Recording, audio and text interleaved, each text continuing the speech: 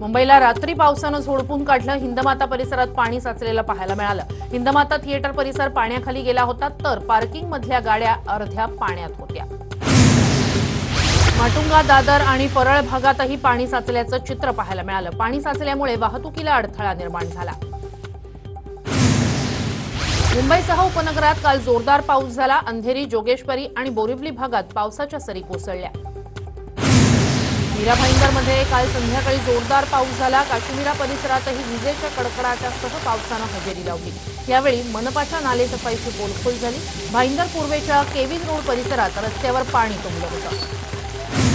मुंबई आणि पुणे शहर आणि परिसरात गडगडाटी वादळी पावसाची शक्यता हवामान विभागानं वर्तवली आहे. तसंच काही ठिकाणी मुसळधार पाऊस पडू शकतो. त्याचबरोबर 2 जुलैपासून मुंबईसह पश्चिम किनारपट्टीवर पाऊस वाढण्याची शक्यता आहे. देशभर 31 जुलैपर्यंत लॉकडाऊन कायम राहणार आहे. केंद्रीय गृहमंत्रालयानं रात्री उशिरा याची घोषणा केली आहे. प्रतिबंधित क्षेत्रात आणि जिल्हा प्रशासनानं घोषित केलेल्या भागात पूर्णपणे लॉकडाऊन राहील. लॉकडाऊनची घोषणा करतानाच अनलॉक 2च्या गाईडलाईन्सही प्रसिद्ध करण्यात आल्यात. रात्री 10 ते पहाटे 5 पर्यंत कर्फ्यू असेल, पण जीवनावश्यक सेवांना कर्फ्यू लागणार नाही. शाळा, कॉलेजेस 31 जुलैपर्यंत बंदच राहणार आहेत. मात्र ऑनलाईन आणि दूरशिक्षणाला या काळात मंजुरी असेल. इतकंच नाही तर त्याला प्रोत्साहनही दिलं जाणार आहे. आंतरराष्ट्रीय विमान सेवाही 31 जुलैपर्यंत बंदच राहील. वंदे भारत सारख्या अभियानाच्या किंवा इतर आवश्यक सेवा मात्र चालू राहतील. देशांतर्गत विमान सेवा सध्या सुरू आहेत त्या विमानांची संख्याही वाढवली जाणार आहे. थिएटर्स, जिम आणि बार आणखी महिनाभर बंदच राहतील. स्विमिंग पूलही बंदच असतील. गार्डन, मनोरंजन पार्क यांचे गेटही 31 जुलैपर्यंत बंदच राहतील. मेट्रो आणि लोकल ट्रेन जुलै महिन्यातही धावणार नाहीत. मात्र लांब पल्ल्याच्या सध्या सुरू असलेल्या स्पेशल ट्रेन्सची संख्या वाढवली जाऊ शकते. राजकीय सभा, सांस्कृतिक धार्मिक कार्यक्रम यांच्यावर बंदी कायम असेल. शैक्षणिक कार्यक्रमांवरही बंदी असेल. याशिवाय क्रीडा स्पर्धा आणि इतर मोठी गर्दी होईल असे कोणतेही कार्यक्रम घेण्यावर प्रतिबंध असतील. पंतप्रधान नरेंद्र मोदी आज देशाला उद्देशून भाषण करणार आहेत. दुपारी 4 वाजता त्यांचं हे भाषण होईल. TV9 मराठीवर त्याचं थेट प्रक्षेपण होईल. केंद्र सरकारनं काल चीनला डिजिटल दणका दिला. चीनी कंपन्यांच्या 59 ॲपवर काल भारत सरकारनं बंदी घातली. त्यात टिकटॉक, UC ब्राउझर या ॲपवर बंदी घालण्यात आली आहे. केंद्र सरकारनं बंदी घातलेल्या ॲपमध्ये शेअर इट, WeChat, झेंडर, वायबो, हॅलो, लायकी, न्यूजडॉग या लोकप्रिय ॲप्सचाही समावेश आहे.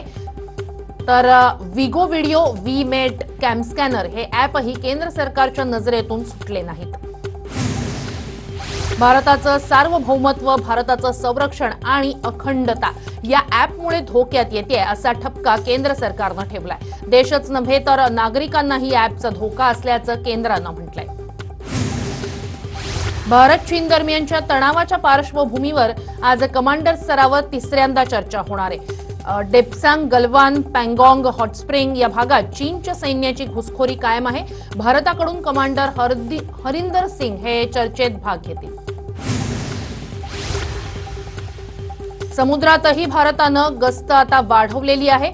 हिंदी महासागरात चीनच्या हालचालींवरची गस्त वाढवण्यात आली आहे. अमेरिका, जपान या मित्र देशांच्या मदतीनं भारतानं आता या ठिकाणी काम सुरू केलंय. चीनची जहाजं येणाऱ्या भागात काल भारत आणि जपाननं संयुक्त कवायती करून चीनला एक प्रकारे इशाराच दिला.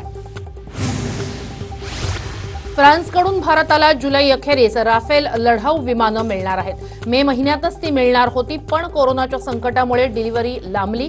पुढील महिन्यात पहिल्या टप्प्यातील 6 पैकी 4 विमानांचं भारतात लँडिंग होईल. 59,000 कोटी रुपयांना 36 राफेल विमानं भारतानं विकत घेतलीत. केंद्र सरकारनं तुषार मेहतांची सॉलिसिटर जनरल पदावर फेरनिवड केली आहे. त्यांच्यासह इतर 5 जणांची अतिरिक्त सॉलिसिटर जनरल म्हणून फेरनिवड झाली आहे. 1 जुलैपासून या फेरनिवडीचा कालावधी सुरू होईल. कोरोनावर शोधलेली लस माणसाला टोचण्यासाठी काल प्रथमच केंद्रानं मंजुरी दिली. हैदराबादच्या भारत बायोटेकनं ही लस शोधली आहे. कोवाक्सिन असं या लसीचं नाव आहे. ICMR आणि पुण्याच्या विषाणू संस्थेच्या मदतीनं ही लस विकसित करण्यात आली आहे. केंद्रानं लॉकडाऊन वाढवण्यापूर्वीच काल महाराष्ट्रानं लॉकडाऊनमध्ये महिनाभर वाढ केली। मिशन बिगिन अगेनच्या दुसऱ्या टप्प्यातही सध्याचे निर्बंध कायम असतील। जिल्हाधिकारी आणि महापालिका आयुक्तांना योग्य ती पावलं टाकण्याची मुभा सरकारनं कायम ठेवली आहे। अनावश्यक गोष्टींना परवानगी नाकारण्याची तसंच लोकांच्या हालचालींवर प्रतिबंध आणण्याची परवानगीही त्यांना असेल। रेड झोनमध्येच हे लॉकडाऊन कडक असेल।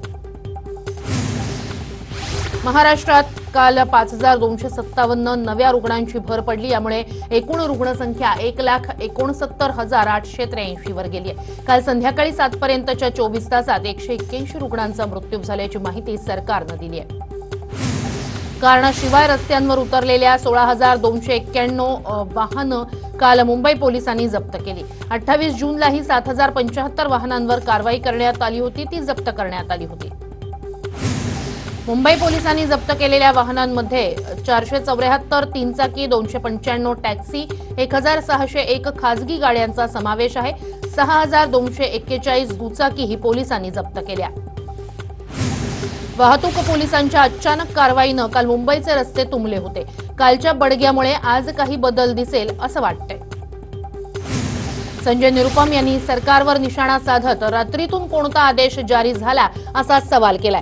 प्रोटोकॉल बदलण्याआधी सरकारनं माहिती द्यावी, नाहीतर तुघलक देखील लाजेल अशी खोचक टीका त्यांनी केली आहे। वीज ग्राहकांना जादा बिलं दिल्याच्या तक्रारींची राज्य विद्युत नियामक आयोगानं दखल घेतली आहे। या तक्रारींचं निराकरण करण्यासाठी सर्व वीज कंपन्यांनी स्वतंत्र यंत्रणा उभारावी असे आदेश आयोगानं दिलेत। मुंबईत मीटर कट केल्यास रस्त्यावर उतरू देणार नाही अशी धमकी मनसेनं अदानी इलेक्ट्रिसिटीला दिली आहे। लॉकडाऊनमध्ये मुंबईकरांच्या खिशाला वीज बिलाचा मोठा फटका बसलाय। मीटर कट करण्यासाठी येणाऱ्याला मनसे स्टाईलनं उत्तर देऊ अशी धमकी देण्यात आली आहे। राज्य सरकारची कोरोना विरुद्धची लढाई दुबळी असल्याचा आरोप विरोधी पक्षनेते देवेंद्र फडणवीस यांनी केलाय। मुंबई पुणे वगळता इतर महापालिकांना सरकारनं मदतच न करणं दुर्दैवी असल्याचं ते म्हणाले। अकोल्यातील कोविड केअर सेंटरला भेट दिल्यानंतर ते बोलत होते। कापूस खरेदीत राज्य सरकार अपयशी ठरलंय असा आरोपही फडणवीस यांनी केलेला आहे। केंद्र सरकार संपूर्ण खरेदी करण्यास तयार होतं, पण मुदतीत आणि 2 मुदत वाढीतही राज्य सरकारनं कापूस खरेदी केला नाही असं ते म्हणाले। पुण्याच्या वारकरी सेवा संघानं हायकोर्टात धाव घेतली। वाखरी ते पंढरपूर दरम्यान ज्ञानोबांच्या पादुका पायी नेऊ देण्याची मागणी त्यांनी केली आहे। 100 वारकऱ्यांसह 6 किलोमीटर पायी जाऊ द्यावं अशी याचिका त्यांनी दाखल केली आहे। आजच सुनावणी होणार आहे आणि उद्या एकादशी आहे। स्वाभिमानी शेतकरी संघटनेनं बुलडाण्यात आंदोलन केलंय। जोपर्यंत शेतकऱ्यांना नुकसान भरपाई मिळणार नाही तोपर्यंत कृषी अधीक्षक कार्यालयातून उठणार नाही असा पवित्रा या आंदोलनकर्त्यांनी घेतलाय। काल दुपारी 1 वाजल्यापासून हे आंदोलन सुरू आहे। पंढरपुरातील आषाढी एकादशीची शासकीय महापूजा मुख्यमंत्री उद्धव ठाकरे यांच्या हस्ते होणार आहे। तसंच नगर जिल्ह्यातील विठ्ठल बढे यांना पूजेचा मान मिळालाय। दररोज पेट्रोल डिझेलचे दर वाढत असल्यानं काँग्रेसनं राज्यव्यापी आंदोलनाची हाक दिली होती। अमरावतीत काँग्रेसनं इरविन चौकात धरणं आंदोलन करत इंधन दरवाढी विरोधात फलक घेऊन केंद्र सरकारचा निषेध केला।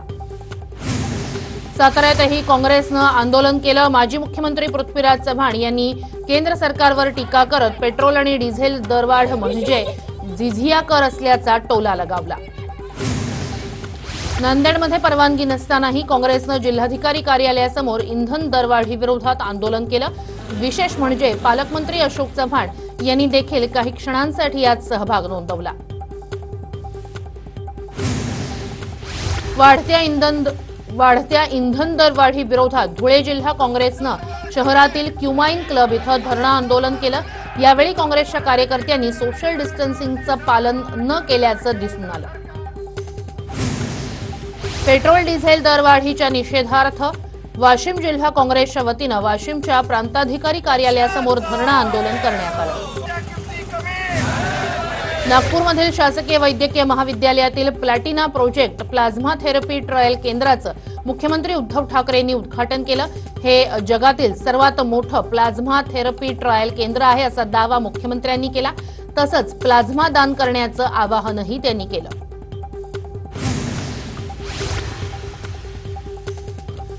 ठाण्यातील बाळकुम, ढोकळी, कोलशेत आणि माजिवडा या भागातील नगरसेवकांनी कोरोनाला आळा घालण्यासाठी 29 जून ते 5 जुलैपर्यंत पूर्ण लॉकडाऊन करण्याचा निर्णय घेतलाय। या वेळेत फक्त मेडिकल, दूध आणि इतर अत्यावश्यक सेवांना सूट देण्यात आली आहे। मुंबईच्या चेंबूरमध्ये राष्ट्रवादीच्या कार्यकर्त्यांनी पडळकरांच्या बॅनरवर जोडे मारो आंदोलन केलं। पडळकरांनी पवारांबाबत केलेल्या वक्तव्यावरचा असंतोष थांबण्याचं नाव घेत नाहीये।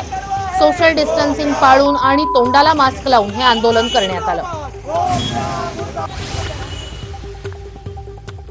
कल्याण डोंबिवली पालिका मुख्यालयाच्या आवारात पुरेशी सुविधा देत नसल्याचा आरोप करत नर्सेसनी आंदोलन केलं। कोरोनाचा सामना करण्यासाठी नवीन भरतीही सुरू केली आहे, पण आधीच कार्यरत असलेल्यांना पुरेसं वेतन दिलं जात नाही असा आरोपही या नर्सेसनी केला। ठाण्यातील 103 वर्षीय आजोबांनी कोरोनावर मात केली। आजोबांच्या डिस्चार्ज वेळी डॉक्टर, नर्सेस आणि रुग्णालयाच्या कर्मचाऱ्यांनी टाळ्या वाजवून शुभेच्छा दिल्या।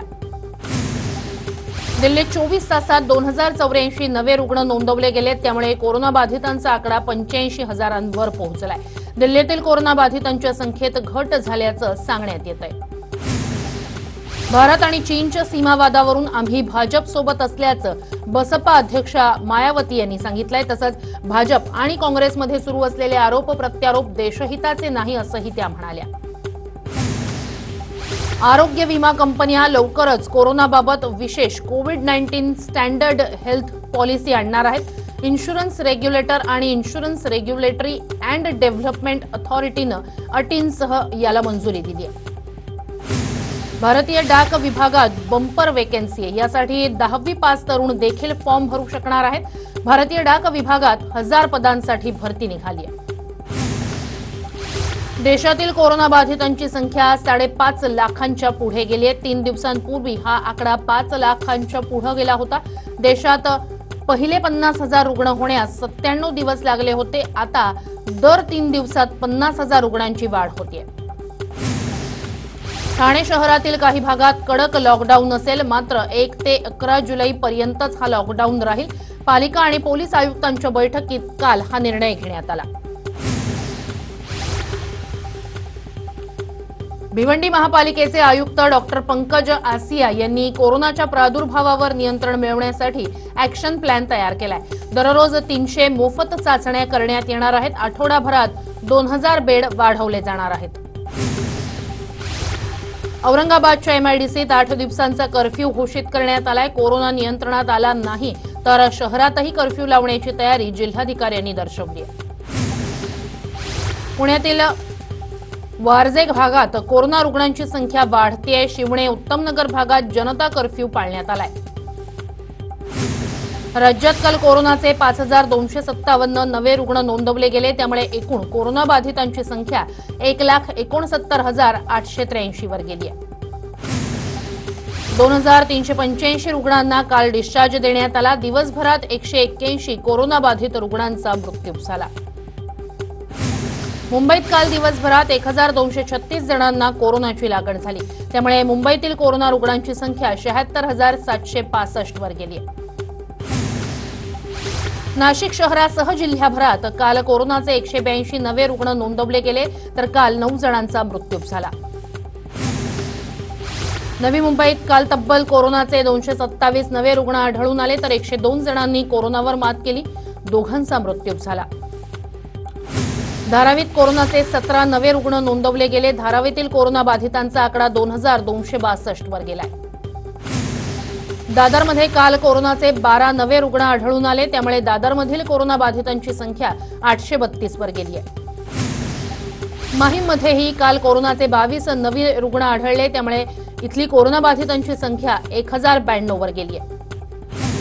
भोसरीचे भाजपचे आमदार महेश लांडगे यांच्यासह त्यांच्या पत्नीलाही कोरोनाची लागण झाली। या दोघांनाही खासगी रुग्णालयात दाखल करण्यात आले।